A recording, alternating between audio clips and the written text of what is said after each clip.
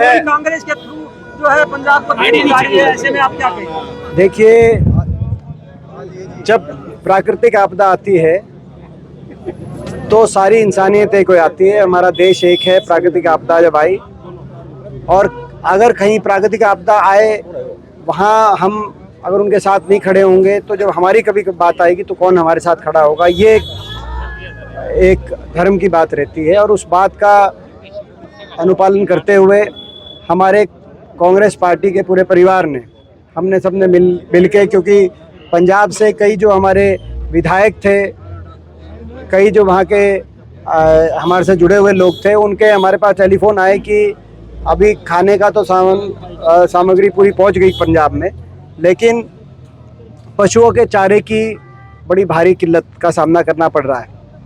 और हमारे पठानकोट से हैं अमित विज साहब, हमारे विधायक हैं। हमारे बहुत से ऐसे विधायक हैं, रंधावा जी हैं, उनका आया। राजा बड़ार हमारे जो IYC प्रेसिडेंट हैं, उनका आया। जो और अभी PCC प्रेसिडेंट हैं बाजवा साहब का, राणा गुरजीत का, बहुत से हम लोग टच में थे। तो उन सबको से कोऑर्डिनेट करते हुए हम लगभग 1000 क्विंटल, जो हमारे 5 ट्रैक्टर आप देख रहे हैं, ये जाएंगे अभी इसी रास्ते से सीधा ही पंजाब जाएंगे। और जहाँ पे पशुओं के चारे तक की भी दिक्कत आ रही है, ऐसी स्थानों पर जो है ये वितरित किया जाएगा। सभी ने मिलके इसमें अपना अपना योगदान दिया है।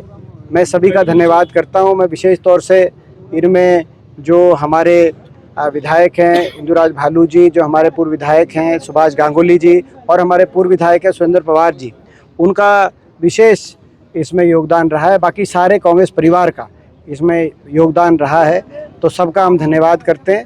और आवश्यकता होगी तो हम और भी, जो हरियाणा का हमेशा, हरियाणा बढ़ चढ़कर कभी भी कहीं किसी के समस्या का सामना करना पड़ा पूरे देश में, तो हरियाणा वासी हमेशा आगे आए हैं। ये हमारी परंपरा रही है। उसी को निभाने का काम कांग्रेस के परिवार ने, हमने सब ने मिलकर किया है, और आगे भी हम इसको जो ज़रूरत होगी वहाँ पे हम खड़े हैं। साथ में इसके साथ साथ हरियाणा की जो स्थिति है, क्योंकि पंजाब में बहुत बड़े पैमाने पे बाढ़ग्रस्त पंजाब हुआ, वहाँ प्राकृतिक आपदा बड़े पैमाने पे। हरियाणा में लेकिन प्राकृतिक आपदा से ज़्यादा प्रशासनिक आपदा का सामना हरियाणा वासियों को करना पड़ रहा है, क्योंकि हरियाणा सरकार ने कोई तैयारी नहीं की मानसून सीज़न के लिए। ना तो हमारी जो नदियां हैं, जो सीजनल नदियां हैं, घग्गर, मारकंडा, वेगना, तांकरी, उनकी सफाई की गई। ना ही जो हमारी ड्रेन्स हैं, ड्रेन्स की सफाई की गई। ना ही ये ऐसे मुख्यमंत्री निकले नायब जी की पहला साल है कि फ्लड कंट्रोल बोर्ड की बैठक ही नहीं हुई। एक फ्लड कंट्रोल बोर्ड होता है जिसकी बैठक होती है और समय से सारे प्रबंध किए जाते हैं मॉनसून से पहले। तो फ्लड कंट्रोल बोर्ड की इस वर्ष बैठक भी नहीं हुई, उन्होंने बैठक भी रखना उचित नहीं समझा। ये स्थिति बनी, और जितनी बारिश हुई, बड़े व्यापक स्तर पे जल भराव और कई जगह तो बाढ़ जैसी स्थिति आई। पहला काम होता है बचाव का, उसमें सरकार फेल। दूसरा काम होता है राहत का, राहत में टोटली हरियाणा सरकार फेल हुई।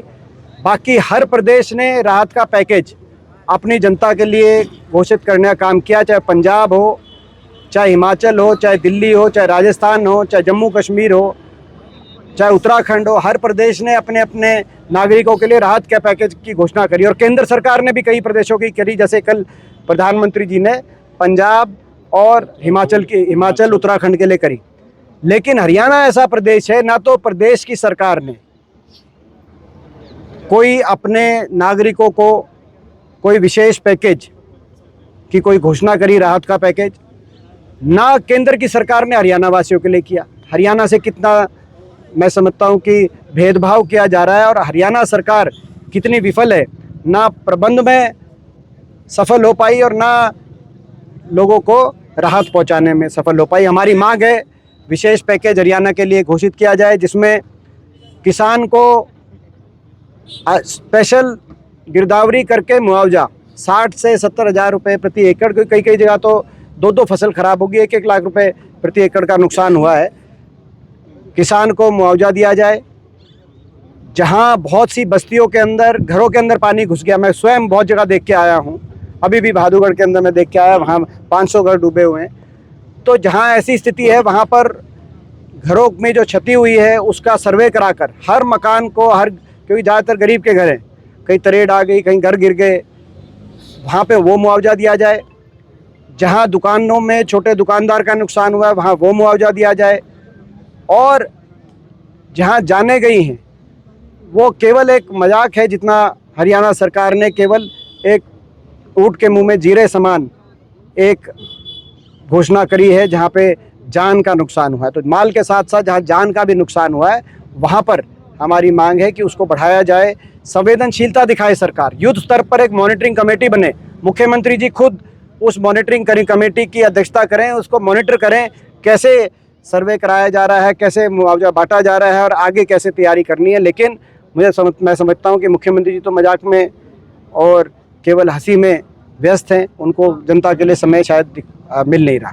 दीपेंद्र जी, जिस तरह से सरकार भी है, आम जन भी पंजाब में राहत को भेज रहे हैं, लेकिन हरियाणा में भी काफी जिले हैं जहां पर पानी भरा हुआ है, क्या वहां पर भी ये राहत को दिया? हम तो जाहिर है हरियाणा में हर जगह, अभी मैं बहादुरगढ़ से आया हूँ, बहादुरगढ़ में जो हमारे मकान जो वहाँ पे प्रशासन नहीं पहुँचा, वहाँ पर हमारे कांग्रेस पार्टी के हमारे सभी साथियों ने मिलकर खाना, पानी, स्वयं अपनी हमारे एमपी कोटे से मैं 5 टैंकर, परसों में हासी था, हासी के अंदर हमारे जो सांसद हैं उन्होंने अपने कोटे से 10 पीने के पानी के टैंकर, राहत सामग्री। तो जहाँ जो आवश्यकता है, देखिए इसमें इंसानियत में भेद नहीं किया सकता। आज अगर पशुओं को चारे की समस्या पंजाब में है, जो हमारे यहाँ पशुओं के चारे की समस्या नहीं उत्पन्न हो रही अभी, लेकिन अगर हम दे सकते हैं चारा तो हम देंगे। हम जो है बीजेपी की तरह हर तरीके से देश को बांटने का काम नहीं करेंगे। अगर कहीं कोई पशु चारे से अगर पशुओं की जान जाने की स्थिति भी आ रही है और हम चारा भिजवा सकते हैं तो वहाँ भी भिजवाएंगे। जहाँ हरियाणा में राहत के, और सरकार तो फेल है।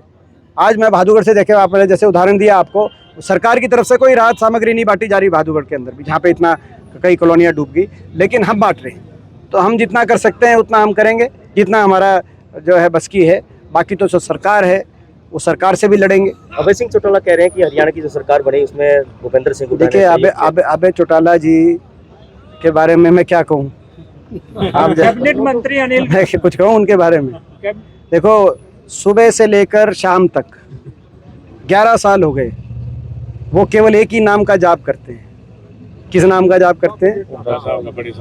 हुड्डा साहब के नाम से शुरुआत करते हैं अपने दिन की, और मेरा नाम लेकर रात को सो जाते हैं। उनके वो कितना फ्रस्ट्रेशन में है, उनको असल में फ्रस्ट्रेशन ये है कि उनकी पार्टी का जनाधार ख़त्म हो गया है, उनकी पार्टी ख़त्म हो गई और उनको लगता है कि हमारी वजह से ख़त्म हुई, जबकि सच्चाई है ये उनके कर्मों से, उनके आचरण से, उनके दुर्व्यवहारों से, और बीजेपी के साथ जिस तरीके से वो साथ देते हैं बीजेपी का, लगातार बीजेपी को हर तरीके से बीजेपी के साथ और कठपुतली बन के बीजेपी का साथ देते हैं, इन बातों की वजह से उनकी पार्टी का जनाधार ख़त्म हुआ है। लेकिन वो फ्रस्ट्रेशन में, आप खुद सोचो, वो सरकार बीजेपी की है, मुख्यमंत्री नायब सिंह जी हैं कुरुक्षेत्र के, खट्टर साहब करनाल के हैं, अभय चौटाला रैली करे रोहतक में, आप बताओ।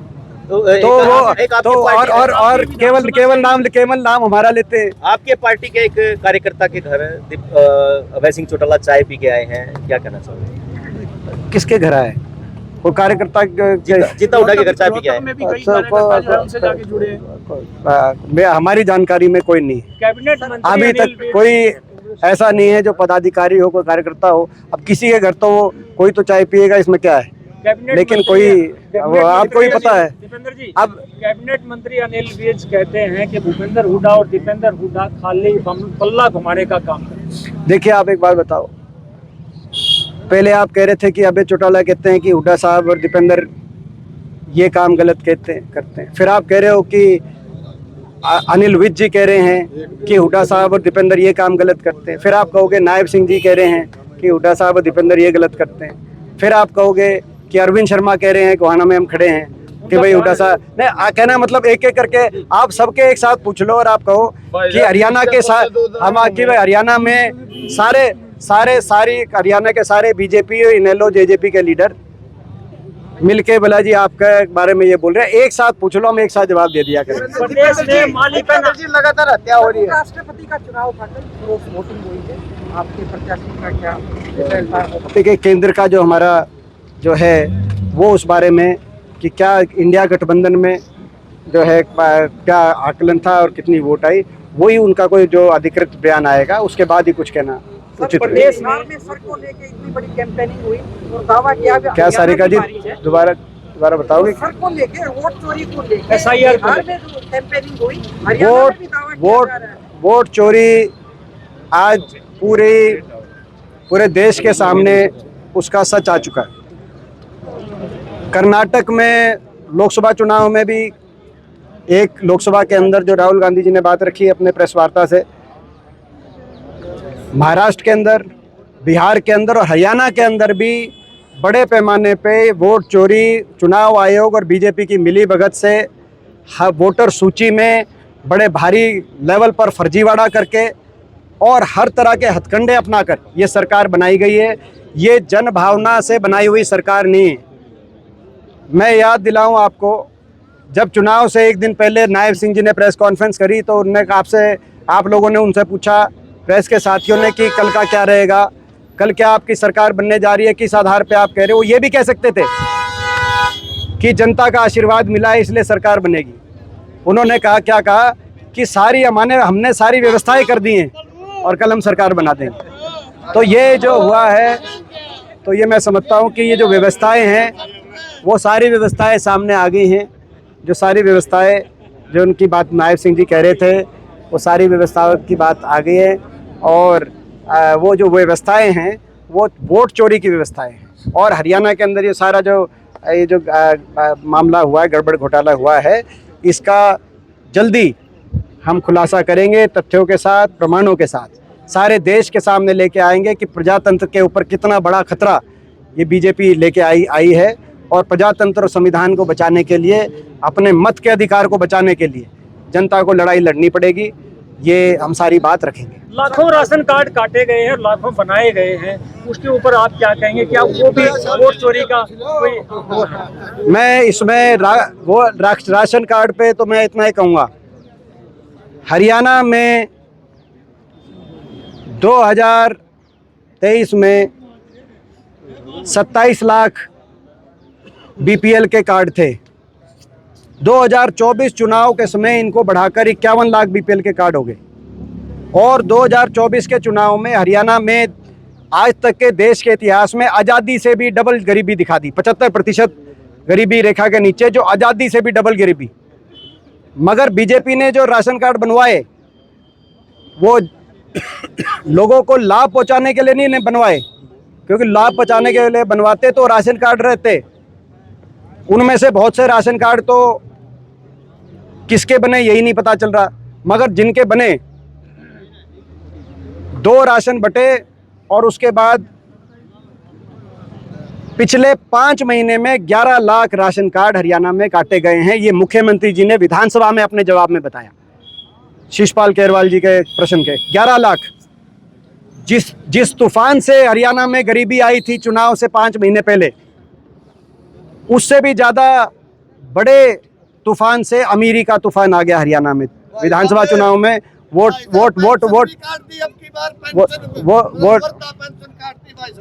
आप कर लो पप्पू जी, रुको पप्पू जी, पप्पू जी आप एक बार सुन लो। पप्पू जी सुनो, तो ये आपने तो अपना ये पेंशन भी काट दी इनकी, वो आप सुन ही रहे हो। लेकिन ये आप समझ सकते हो कि ये राशन कार्ड का खेल, ये चुनाव में वोट लेने का खेल था। ये कब तक बीजेपी इस तरह खेल खेलेगी? अगली बार दोबारा जिनके काट रही है राशन कार्ड, चुनाव से पहले लोग कह रहे हैं कि 2 राशन बांटकर 5 साल की वोट लेगी बीजेपी, जिनके कट रहे हैं 11 लाख, यानी कि हर लोकसभा क्षेत्र में 1,10,000 एवरेज, और अगर 4-5 उस पर वोट हैं तो हर लोकसभा क्षेत्र में 4-4, 5-5 लाख वोट प्रभावित, जिनके राशन कार्ड कट गए, पहले बने और अब आप कट गए। तो इसका आप समझ सकते हो कितना बड़ा खेल हुआ है। ये भी वोट चोरी में एक, ये भी आप जोड़ना, वोट चोरी में केवल मतदाता सूची में फर्जीवाड़ा नहीं हुआ है जिसका हम खुलासा करेंगे, ये बीपीएल कार्ड का खेल भी वोट चोरी का एक बड़ा खेल है। लाडो लक्ष्मी योजना को चुनाव से पहले वादा किया गया था कि कोई कंडीशन नहीं थी 1 लाख रुपए या किसी भी मतलब बीपीएल कार्ड की कोई कंडीशन नहीं थी, लेकिन अब कंडीशन लगा दी गई। बीजेपी की किसी भी गारंटी की वारंटी नहीं है। बीज बताओ, किसी भी गारंटी की वारंटी नहीं है। ठीक है, धन्यवाद। जो पोस्टल बैलेट है उसमें गिनती जब होगी तो सच आ जाएगा सामने। जैसे आपने देखा 52 लाखों का नहीं देखा आपने, किसके ये रहा 52 लाखों।